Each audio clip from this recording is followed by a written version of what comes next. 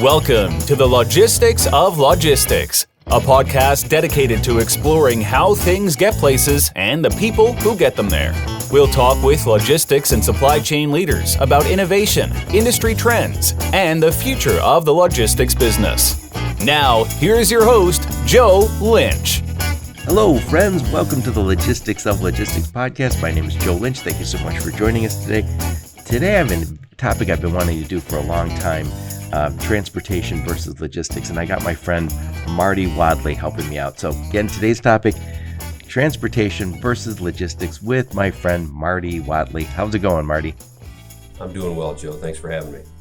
So, Marty, please introduce yourself and your company.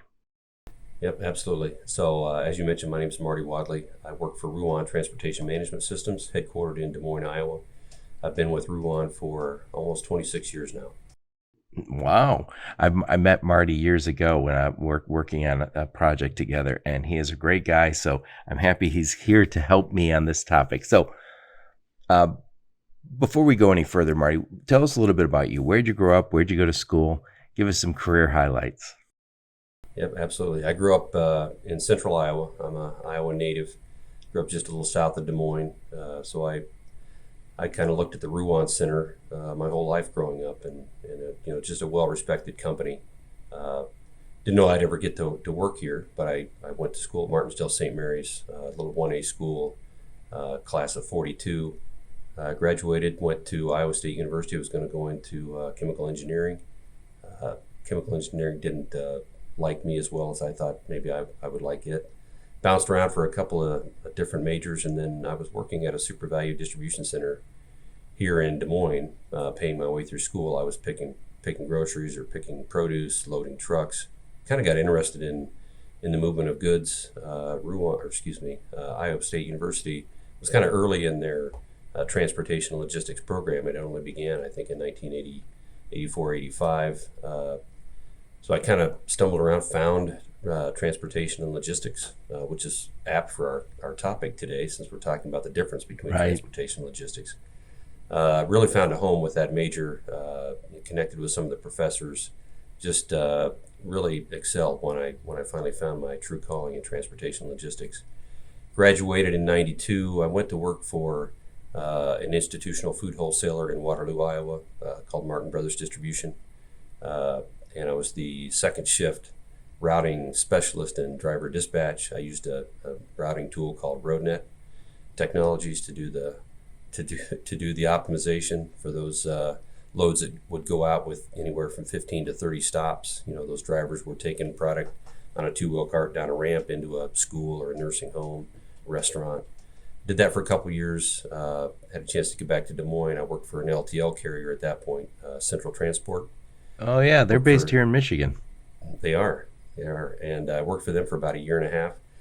I actually applied for a position at Ruan about the time I was moving back to Des Moines. I didn't get that position with Ruan, but they called me back about a year and a half later for a different role as a design analyst, and I had the opportunity to then join that company that I had a lot of respect for growing up here in central Iowa. So I started out as a design analyst, working with an old DOS-based optimization tool called Truck Stops. Quite a few of us probably don't even know what that is, but it was a fairly good optimization tool, multi-stop pedal route optimization tool.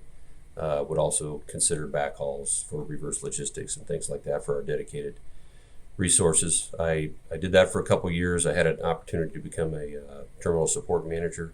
So I traveled around the country and I filled in at our operations where we had a dispatcher or a terminal manager that was either had left the company or we chose that they weren't the right fit for the company. And I was on the road about 75% of the time. My wife and I were starting to have a family, and she wanted me around a little more often. So I wanted to get off the road. There wasn't an opportunity in Des Moines for me here with Ruan, so I took an opportunity to relocate to Milwaukee, and I became the on-site account coordinator for our largest dedicated customer at the time. Office right in their office, worked with their logistics team, their transportation teams, procurement teams. Just a great opportunity for me to learn and work closely with that customer. Did that for a couple years. Had the opportunity at that point to come back to Des Moines and manage the design and pricing team, added quality management, and in about 2010, shortly after coming out of the Great Recession, we really decided as a company to focus on that third-party logistics side of our business. We'd been in third-party logistics for quite some time. We're a large dedicated provider. We also provide warehouse services. We provide brokerage services, and we provide logistics or managed transportation services. But we hadn't invested in the right technology. So we made the decision to invest in the right WMS, TMS for our services. We integrated those so we can provide an integrated solution to our customers. And we at that time needed a leader to help us kind of grow that supply chain solutions business. So we created a separate supply chain solutions division, and I became a VP of supply chain solutions in 2010.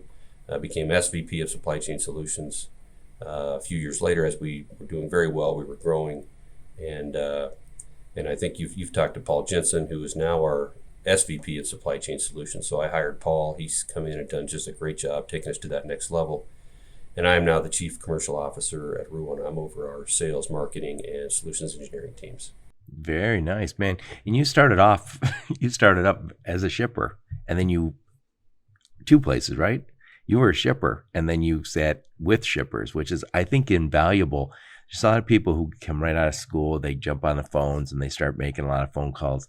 And this isn't criticism of anybody. It's just, this is kind of how it goes. Sometimes you never get a chance to be in a truck.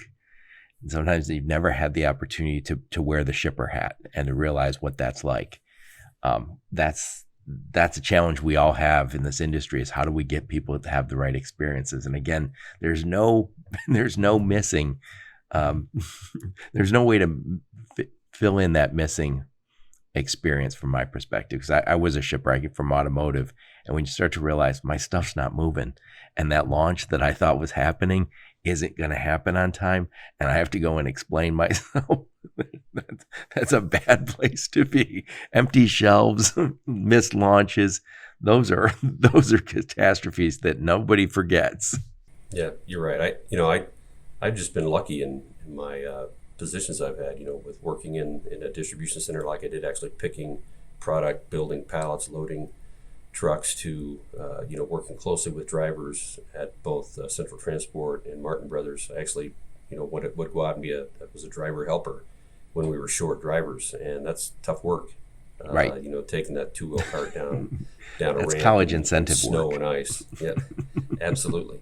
But it really helped form my perspective of this industry, which is it's just always changing, and it's just a wonderful industry to be in. And the difference between transportation and logistics is it's wide and varied, and so I'm really looking forward to our conversation today. Yeah, before we get into that, I've been to Des Moines and seen the Ruan guys. I think I've been halfway around North America with the Ruan team, at different points in time, and you guys are all seemingly big Cyclone fans or big Hawkeye fans, and I think that big game is coming up this week. I'm assuming, was Ruan just shut down for a week during that? I mean, there's got to be a feud going on internally there. Yeah, it's a good sport. Obviously, we don't have a professional team in Iowa, so it's Iowa or Iowa State. I have a couple sons that are going to UNI, so there's a few Panthers around as well, and a few others. But yeah, it's the big game this week. We have game day. Will be here. ESPN's. Yeah, that's right. I know. Games.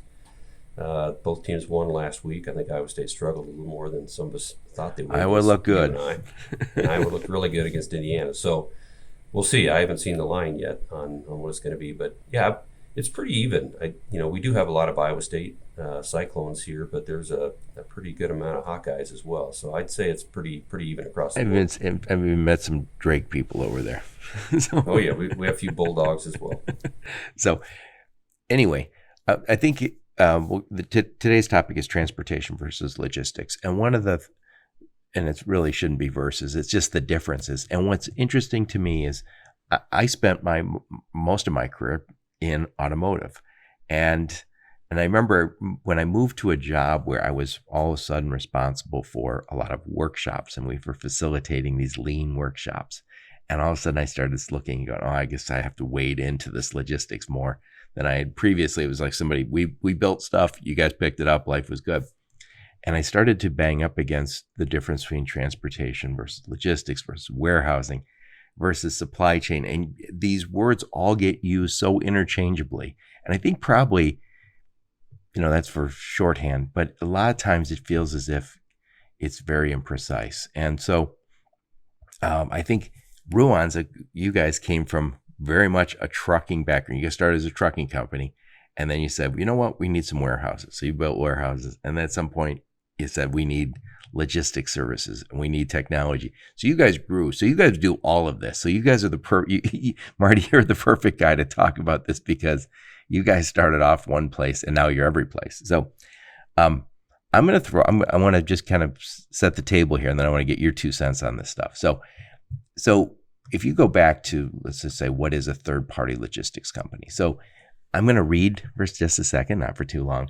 And this is from CSCMP, and I think they're as good as any. And it talks about what is a third-party logistics company. It says, a firm which provides multiple logistics services for use by customers. Preferably, these services are integrated or bundled together by the provider. It's definitely what you guys do. These firms facilitate the movement of parts and materials from suppliers to manufacturers and finished products. So they could include transportation, warehousing, cross-docking, blah, blah, blah, all these different services. So I think when you look at this space, it comes down to this. And if you look at the top 100 third-party logistics companies, and when I say third-party logistics, I'm throwing in the trucking companies into that. If you look at what the top companies do, they do 5 big chunks, 5 categories. The first category is logistics. The second category is transportation. No, not going in order of what's important. Logistics, transportation, warehousing, special services, and then technology and web. And so when we talk about logistics services, that we'll go with that first, we're not talking about necessarily the ownership of trucks. I think we're talking a lot of freight brokerage, inbound logistics, payment, auditing, lead logistics provider, inventory management. There's a lot of stuff that you're managing the information. And when we talk about transportation services, we're talking about over-the-road trucking, people who own assets, LTL, ocean, trucks, right? That kind of business. So if we were to look at the asset-based kind of companies, we talk about dedicated contract carriage, intermodal, final mile, rail, equipment and drivers, truckload, LTL, ocean, air, small parcel or small package, whatever you want to call it, and bulk. So enough of my blather. Marty, in your perspective, what is the difference you see between companies calling themselves logistics companies and companies calling themselves trucking or transportation companies? Yeah, exactly. And the lines get blurred sometimes with how different companies use these terms. But I look at transportation. It's getting a product from point A to point B. It's part of that logistics package or that supply chain package. So it could be, I'm getting my inbound product from China to Port of Long Beach, right? So that, on that container ship, that's transportation, right? Right. And that container company is my partner there. Once it hits the port, I'm going to have to dray that product to my distribution center in LA. That's another piece of transportation. Once I get to that distribution center, then I want to distribute that product out to my DCs around the country. So there's 3 distinct, pieces of transportation. Logistics would be managing that process of the product coming in on the container, the dray portion, the transportation out to your DC, and then maybe even that final mile or DSD portion. So logistics companies typically are the ones managing that broader process, or they might call themselves a supply chain solutions provider, but it's definitely a 3PL. But the term logistics, you're right, it typically would be defined as somebody that may not have assets, right? So they're managing that process, but typically none of those moves would happen on any of their assets. They don't have the container ship, they don't have the dray work, they don't have the truckload, and then probably don't have the LTL or the dedicated solution to get that product to the final mile. So they're working with a lot of probably different transportation companies to manage the logistics for one of their customers. Yeah, and I use this as an analogy of how much the world has changed for supply chains. So I'm here in Detroit area, and I was an automotive guy. So 50 years ago, if I said I need to manage my inbound freight, I would have hired probably a number of nice trucking companies, regional trucking companies that would pick up in Illinois, Minnesota, and Iowa, and Ohio, maybe down to Tennessee, and they would pick up my stuff and they would deliver it to my facilities wherever they might be, mostly in the Midwest, right? And life was easy. We didn't have to be bothered with this internet or anything else, and we didn't do business with China or Mexico very much. They were just afterthoughts. Now, flash forward to today, I say, I'm still in Detroit area and I want to manage my production.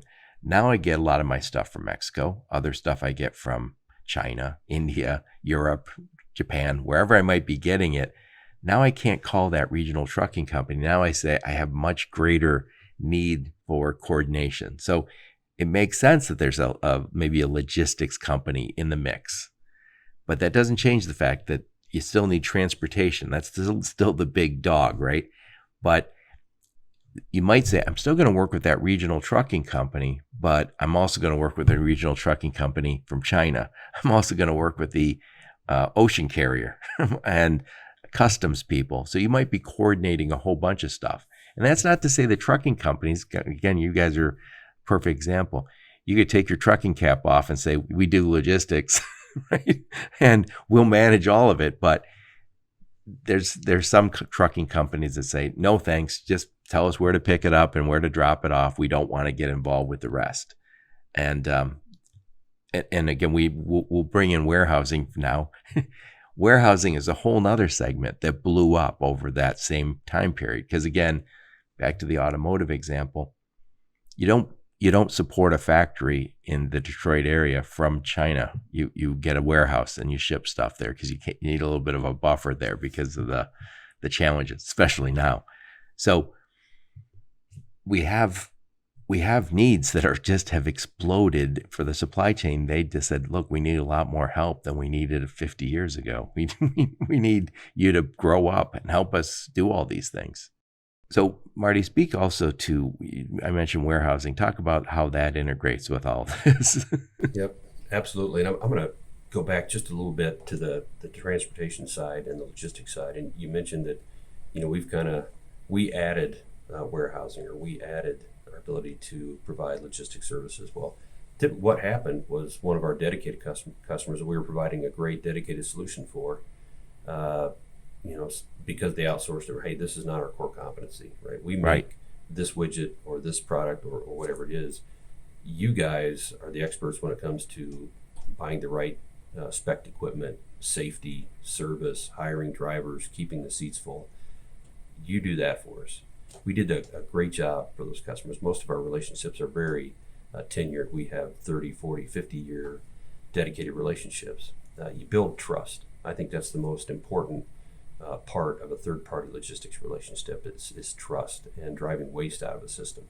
So once we gained that confidence that we could do a great job on the dedicated side, they would invariably come and say, hey, we're having issues with our warehousing. And then you found yourself in the warehousing business. Yeah, would you set up a dedicated warehouse for us? Or, hey, we can't get our inbound product in here effectively. Visibility is a problem. So we knew early on, as the internet was coming around and visibility was there, data is critically important, that we had to invest in technology. You can't be a great third-party logistics provider without outstanding technology. So we have what we think are the best WMS, TMS in the industry. They're integrated, they're off-the-shelf software, right? We didn't want to build that internally and then have issues of not being able to fit our customers into our box. We wanted something that was flexible and we could move as quickly as our customers needed us. So the warehousing piece, it's just been a great addition to our service lines, and to provide a warehouse solution when you're also managing the inbound and outbound logistics, as well as providing some of the dedicated resources within that supply chain, really allows that customer to see all of their products from beginning to end throughout the supply chain. Right. And what you mentioned about that integrated or bundled solution, it has to be that way. If you're siloed, if your warehouse division doesn't work closely with your logistics division, which doesn't work closely with your dedicated, you're still going to have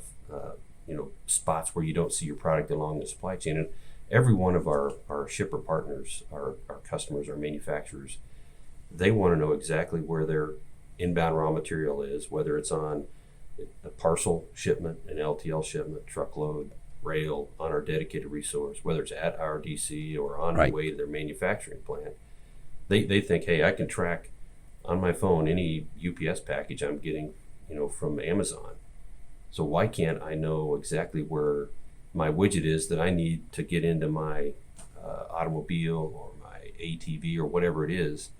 So you have to be integrated, and that's, I think, the value we bring as a third-party logistics provider when we manage more of the supply chain for that customer, is allowing them to have that visibility across their supply chain. Right. And it's interesting. Another aspect of this is when I managed a little third-party logistics company, people would say, and they're very common then, this goes back 10 years, you call up and say, I'd like to move your freight. And they'd say, do you have your own assets? And you say, no, I don't. Click. They're all done. There was not everybody, but some people really didn't like the idea that you didn't own the trucks. And they would say, you're a middleman. And what I would always say is, and Ruan's a huge trucking company. How many assets, how many trucks do you guys have? We have about 4,000. Yeah, so you guys are one of the elite. I don't think there's too many trucking companies that big. But it's really hard for a trucking company to say we have full coverage through North America, or we have capacity always where you want it. So I would say logistics companies can say, well, we work with 15,000 trucking companies, which my first thing is, how many did you write checks to last month, is what I always ask. Because they always say, I have 40,000 carriers we work with. How many checks did you write last month? It's usually 200, 300, 400, right? But the logistics providers can come in and say, look, we work with all these guys and we have capacity. That's why companies like yours, Marty, over time said, you know what? We are managing a ton of freight for these guys. And we're also speaking of which, describe what dedicated is for us before I go any further. Yep, absolutely. So our dedicated model, it's not dedicated capacity, it's true dedicated contract transportation. So it's basically private fleet under another name. So I mentioned earlier that, sometimes shippers, they started their own fleet 40 years ago, 50 years ago, and they've had their fleet, and they get to the point where they realize, hey, we're not buying the best equipment. We're not good at it, right? We don't know how to spec the equipment. We don't have the buying power. We don't have the fuel purchasing power. We don't know how to effectively recruit and retain drivers. And so they decide, hey, I still want that private fleet feel, but I want to outsource that to another provider, which you outsource all that CapEx, right? We take on that responsibility. The insurance follows the name on the truck, which is our name on the truck.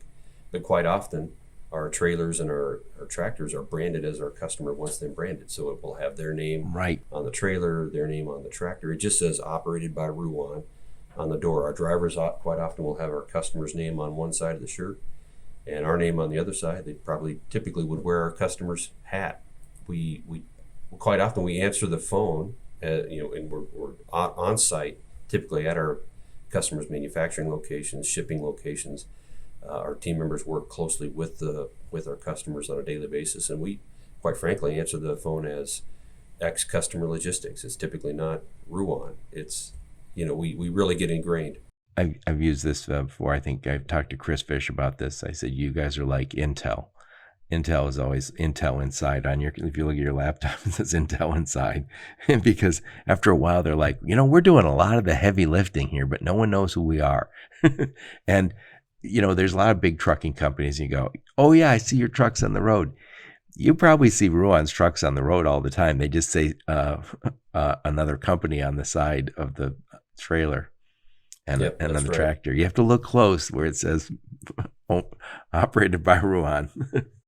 Yeah, we want you to keep your eyes on the road. But yeah, if you look at that door, you'll probably see about 4,000 of those tractors going up and down the road with operated by Ruan on them. So what I was starting to say is, big trucking companies, even big trucking, you can give somebody a dedicated service. Then you say, look, and we also have our own trucks that we manage. But at some point, you'll open up a logistics business to support your customers even further. And I think that's what we've seen in the whole industry. There's it seems like every trucking company now says, we also have a full service brokerage, or we're a full service 3PL. And I think the reason is, first, the backhauls. Correct me if I'm wrong. Backhaul is a nice thing to have, but also as another way just to say, I'm going to get all of the business with my one customer. I don't like the idea that I couldn't move 5% of their stuff because we don't do LTL or whatever they wanted that you weren't able to provide with your own assets. You said we'll grow via logistics. Is that correct? Yeah, that is correct. Because we do a lot of LTL, but it's multi-stop truckload is what we do. Right, we're going out from a distribution center with 15, 20 stop loads, making those deliveries, picking up inbound raw material or dunnage, coming back, or a third-party backhaul. Right, we want to have as few empty miles as possible to drive that cost of that fleet down. But you're absolutely right. We you don't call Ruan typically to get something moved on our asset from LA to New York, right? We'll manage that process for you. We'll find the right carrier to move it, because we do have those 15,000 carrier partnerships. There are 500,000 carriers in the U.S., Joe. The vast majority, 90% of those, are fewer than 5 trucks. So the ability to aggregate that capacity is a critical part of what brokers do, what third-party logistics providers do, because the shippers, they have a difficult time going out and aggregating that capacity.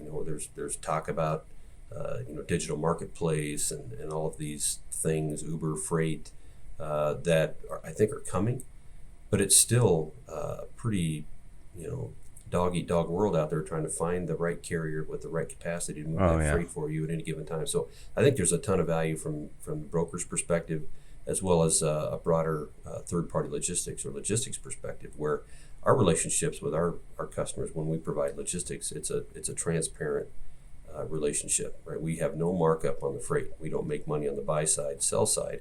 We have either a per transaction fee or a management fee. And whatever we can do to drive waste out of the system, all of that goes back to our customer. They benefit from that partnership. And we really think that grows a trusting and long-term strategic partnership with customers. Right. It's interesting. When I left the little 3PL I was at, I went to work for a trucking company. I thought, well, this is going to be like shooting fish in a barrel. I knew these guys for a long time, and they had like 500 trucks. And I remember thinking it's going to be a lot easier selling truck business as opposed to, logistics. And I remember companies, when I would call and say, yeah, I'd like to help you move your freight. And they would say, do you have your own trucks? And I say, yeah. And then what I would never say is, but I'm never going to move your stuff on my trucks.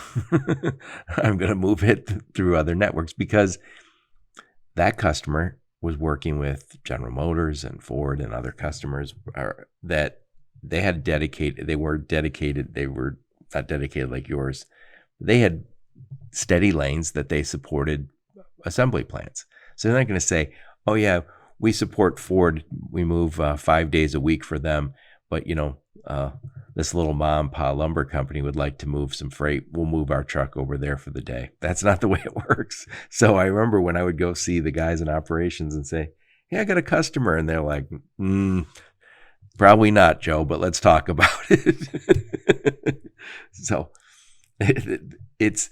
I never realized this until I worked at a trucking company, when I would say, I've got these guys want to move this stuff from point A to point B, and they'd say, do you have a backhaul? And I'd say, no, but maybe you guys, no, we don't.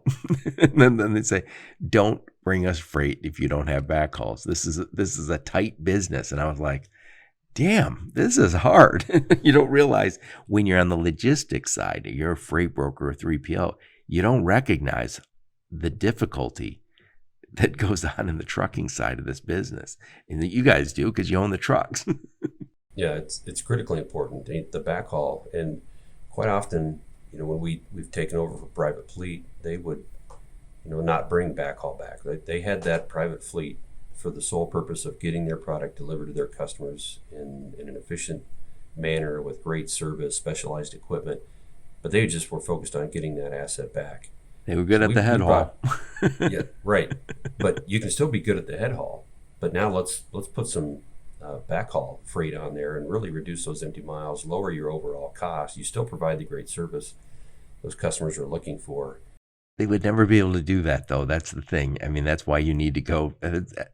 I say this not to just be salesy here, but I would never want to own my own trucks. I would say, damn, let Ruan manage them. Let's let somebody manage those, and they can get backhauls. And if you lose that backhaul, you've got guys on the phone finding new backhauls that same day. Yeah, we're seeing more and more opportunity. It's just, the driver shortage is real.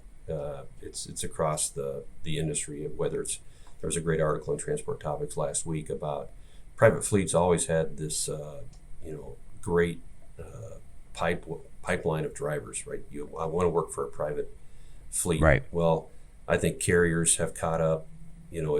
There's no longer this big gap in benefits and pay and consistent work. We're doing relays where drivers are home quite often every night or every other night, definitely home every week to see their family. It's really about creating jobs for drivers, and that's what we do. We go out of our way to be as driver friendly as we can, because it's just very difficult to attract drivers to this industry right now. As well as anybody that you have to be 21 to get your Class A CDL. In the U.S., you lose 18, 19, 20-year-olds to some other trade. It's tough to swing them back around at 22 and get them into a seat and have them move freight around the country. So it's critically important that we retain as many drivers as we can, because that's just like you said. You can have all the logistics companies in the world. If they don't have any assets or they don't have the drivers to move that freight, they're not going to get the product where it needs to be. Right. And one other thing, you guys are always winning the safety awards, which is one. If I was a driver, I would want to work for a company that valued safety, because going to work and getting paid is great, but keeping your health and safety is pretty important too. So I think that's another thing that people miss when they look at price. This drives me crazy is when somebody says, oh yeah, well, these guys are $10 cheaper, $20 cheaper, $40 cheaper. They're missing something there, which is I want the companies that have nice new trucks, that have safety programs, that are doing all the right things, because saving $50 doesn't mean much if someone was in an accident, or if you got old equipment and it's not representing your company the right way. I think it used to be that way, Joe. It used to be that it was all about the dollar. Where can I save money in my transportation? But as we see, not after the last 18 months, maybe we retrained the market. Yeah, we have, but definitely. But you see these nuclear verdicts. I don't know if you saw the one that was just awarded in Florida a couple weeks ago. That was $1 billion award, right? $100 million compensatory, $900 million punitive, billion, right? So why would anybody want to drive their own truck anymore, right? So we're seeing more and more outsourcing, but there's challenges to that as well. I mean, just to secure the insurance that we need to protect ourselves, protect our customers. I mean, those rates are rising, incredibly at a high rate of speed. But we see our accident rates going down at an incredible. So all of our equipment has collision mitigation, roll stability, you name it. We have the technology. You have the cameras. We got the video safety program, which is inward and outward facing. Right, drivers don't necessarily like that inward facing, but we only trigger that if there's an event. Right, you're not spying on them all day. No, if there's it'd be pretty boring anyway. It would. Maybe you get to catch them singing a song a little bit with the radio. Yeah, that's right. But we've seen just tremendous benefit from the coaching from that, and I think with the Drive Safe Act that a few senators are trying to push through the House and the Senate is targeted toward bringing 18, 19-year-olds into the industry. Right, if they can be in the military and they can discharge a weapon, or they can actually drive a big rig in the military at 18 or 19. I think there's a pipeline that we could really attack this driver shortage issue if we do that. Now the video safety program is very helpful for that 18, 19-year-old, right? We can coach on issues that we see based on their driving tendencies. Yeah, and I think, we mentioned the safety, super important. I would not want to be driving an old truck. You're driving 40,000 pounds around. You don't want to drive an old truck. You don't want to be with a trucking company that's not doing the right thing safety-wise. They're asking you to do things that are inappropriate. They're wrong. I wouldn't want to work for one of those kind of companies. And also, I think what we're seeing more and more is people saying you're going to be home more often if we can all make that work. And I think one of the other things, it still blows me away that we have this in trucking, that I could drive 8 hours and then somebody says, yeah, just sit in the parking lot for an hour or two while I figure out how to unload your truck. It just seems horribly disrespectful. And I always use the analogy, Marty, if I decide to get in the car and drive up to see you in Minnesota, it's like 8-9 hours from Detroit, probably, right? Get up there and you said, hey, Joe, we're looking forward to it. We'll go out to lunch. Just sit in your car for a few minutes so we're ready. Like, damn, I hate that guy. How dare he? Well, we do that to people. And I love the idea when I see companies that say, we're going to open up a nice lounge and you kind of come in and use our Wi-Fi, take a shower, sit on the couch, watch the TV, catch up on your email, whatever you want to do. Have maybe a refrigerator with some drinks, non-alcoholic, obviously, for this business. But that to me shows the respect that this job deserves. It's a tough, grueling job, and we don't always treat it right. Yep, you're right. So that's incredibly important. But I'm going to kind of switch it around to the logistics view of it again. So what's more important to that driver or that carrier is getting that driver in and out quickly. It'd be great if we had a nice break room for him and a shower and a lounge and better whatever, to get me home. But if I know that I can hit your dock at 8 o'clock this morning and you're going to have me unloaded or loaded by 8:30 and I'm back out of there, that's what that carrier wants. That's what that driver wants, so they can keep those wheels turning, right? They don't burn up their clock for the day by setting at a dock. So we always hear about this, shipper of choice. We like to consider ourselves that 3PL of choice, right? We want to coach our customers, our shippers, our manufacturers on, hey, we need to get these carriers in and out more quickly. Then they'll give you the capacity, right? And they'll actually probably give you a rate reduction because you're getting them in and out quickly. So we use all of our technology to provide a dock scheduling solution, inbound and outbound, right, that our carriers can access via the web, via our portals. So can our customer. We can all three of those integrated partners can then select that dock schedule time and then get in, get out, and keep that asset moving. So that's critically important. Yeah, I think when you think about customer versus vendor, right? All of us have customers, all of us have suppliers that we work with, and I think for a long time there was like, well, hey, they work for us, so when I'm paying them good money to sit in that parking lot. This with trucking, it's a little different because there is lots with the shortage. I'm sure you still treat every one of your customers like they're the customer, but you also have the choice of which customers you work with, and trucking companies have the choice of which lanes they'll take. And I think get me in and out quickly is so important. But I've heard that there's a growing more drop-off business, more drop and hook business. Is that what you're seeing? Yeah, if the shipper, the manufacturer can't get you in and out quickly, then yeah, you put a trailer in, trailer pool in, and you'll do a drop and hook. That way you can keep your driver moving. Now that increases cost, right? Because now I have more assets in play instead of maybe a 2-to-1 trailer ratio. Maybe and when I say trailer rate, that's 2 trailers to every tractor. You may have to bump up to 3 or 4 or 5 trailers, depending on how many different locations you're dropping trailers at. So it will start to impact cost at some point, but it does keep that driver moving, which is the most drivers want to drive critical portion. Yeah, it's the biggest cost portion of a transportation company, and it's without that driver until we get to a point where we have fully automated vehicles, which I don't know that will ever happen. I think there's always going to be a driver in the seat. Our trucks are as automated as they can be with all the technology we have on them. But yeah, that driver is critically important. So whether it's a a drop and hook situation, dock schedule, relay, whatever we can do to keep those drivers moving. Keep it moving. That's right. So Marty, I'm gonna give a little summary of this topic for just a second, and then I want to get your final thoughts on and how do we reach out to Ruan. So again, when we're talking about third-party logistics companies, I think you can look at and say there's really five big chunks. So we have this logistics services. Again, they're managing inbound logistics. They might be the guys who can find you the truck, find you the LTL. They might be your lead logistics provider. They might be the payment and auditing processing, all that kind of stuff. So they're managing a system. Maybe it's inventory. And then there's transportation services. And again, that's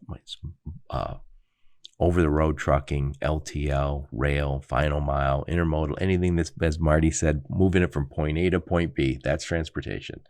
Then warehousing, increasingly important. That's the pick and pack, cross-docking, inventory management, vendor management. I joke about this, but it's not too far off, as a lot of warehousing is taking things out of big boxes, putting them in little boxes and shipping them. But we have a lot of fulfillment happening these days.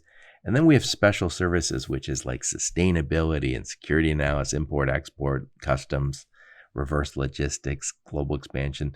That's, I think, the catch-all bucket. And then last but not least is technology. We talk about technology a lot on the podcast.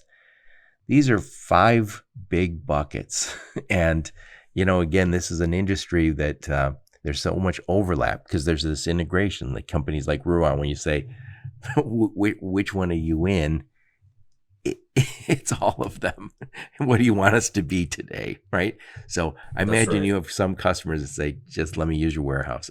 Well, I don't know if you do that, but you might say, just use our warehouse or just use a truck every once in a while. Then you have customers who do everything with you. So final thoughts on this, Marty. Yep, absolutely. So I think the key takeaway is around logistics, transportation, and warehousing, all critically important to a shipper, to a manufacturer, to a 3PL. But without the special services and the technology, you really can't drive the value you want with those services. So I think you're absolutely right. Technology is critical. Data is critical. People want to know right now, where's my freight?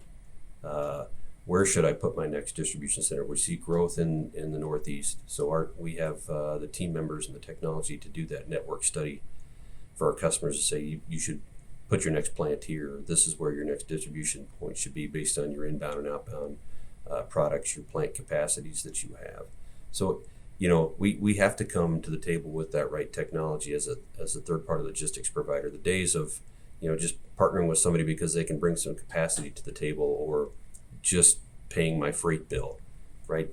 We pay freight bills, right? But we do A to Z as well, right? So we do the optimization, the tendering, the execution, the visibility, the reporting, the freight audit and pay, claims management.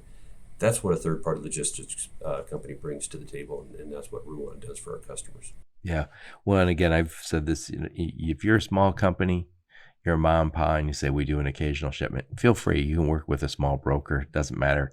You might not need the technology. You might not have the ability to integrate it. Who cares about 2 shipments a week?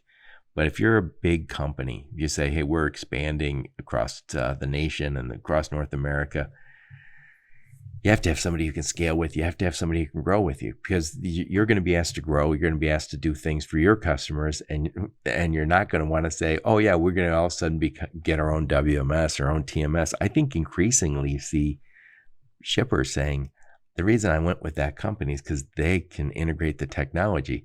I mean, it's kind of shocking from where we came from.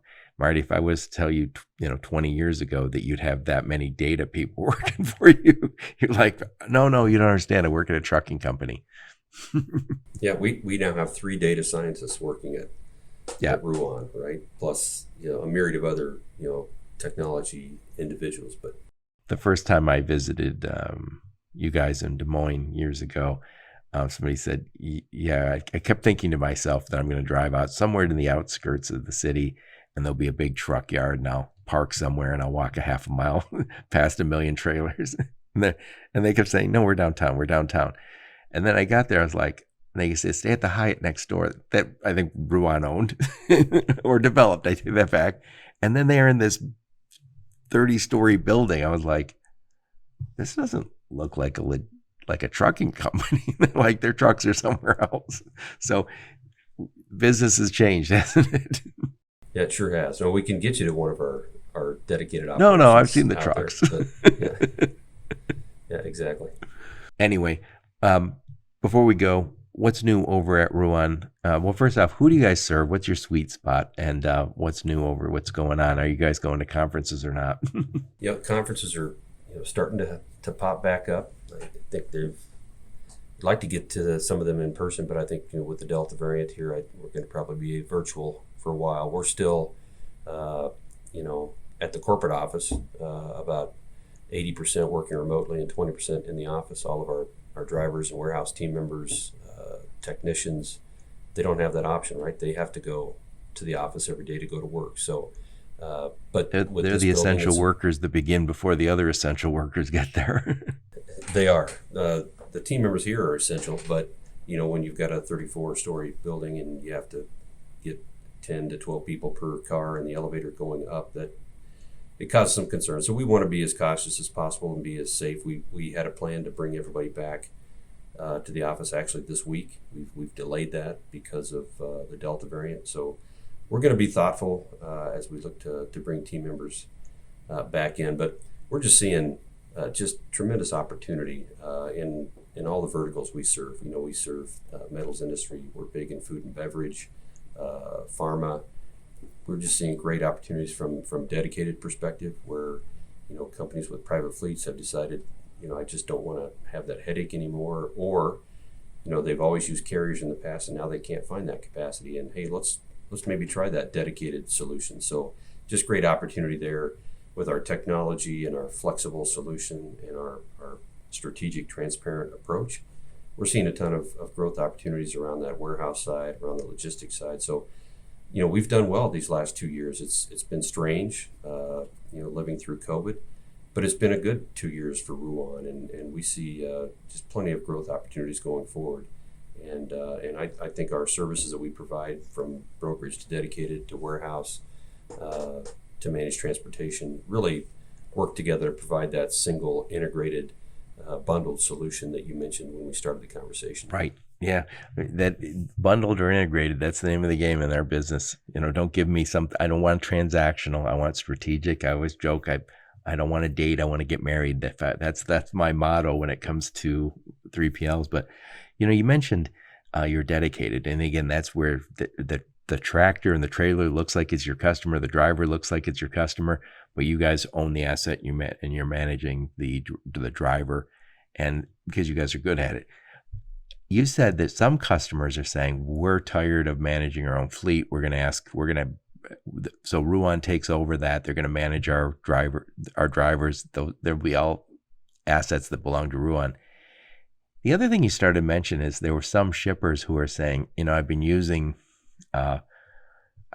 carriers for years, but it's not working anymore. I want my own trucks because I can't keep having the spikes, or I can't keep missing loads. Is that like a big deal now? It is. I mean, in the past, dedicated was looked at as a higher price solution, right? Because of that safety, that service, specialized equipment. Yeah, and you got your equipment training with your name on the side.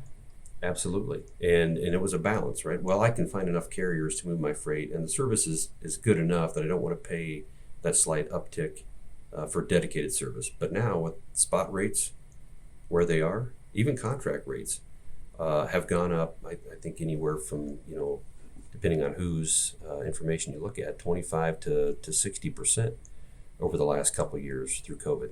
Our dedicated rates stay pretty flat. We ask for about... They're predictable too. They are. You can budget to them. We basically want to get an increase annually for our drivers, to give them an increase, which as a private fleet, you would do that for your right. drivers, or you do that for your other team members in your plants or in your distribution centers.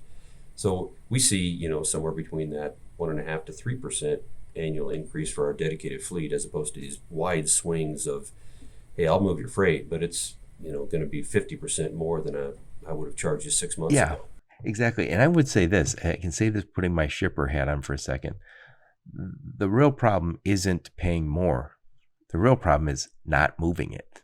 And I remember running into this again, when I was still in automotive, somebody said, you have to talk to me about all this air freight you use from China or to China.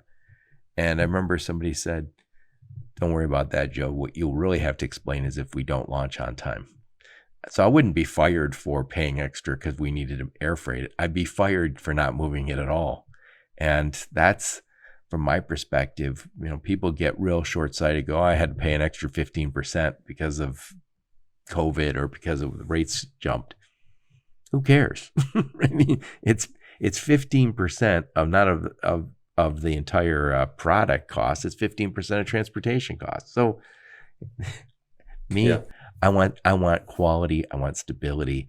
I would not want to say, yeah, I'm always getting the cheapest rate because I know I'm playing with fire. Yeah, I think we got better through COVID. As a dedicated provider, you typically, these, like you said, you can't run 4 days for customer X and then, I'm just going to move some freight for customer Y on Friday, right?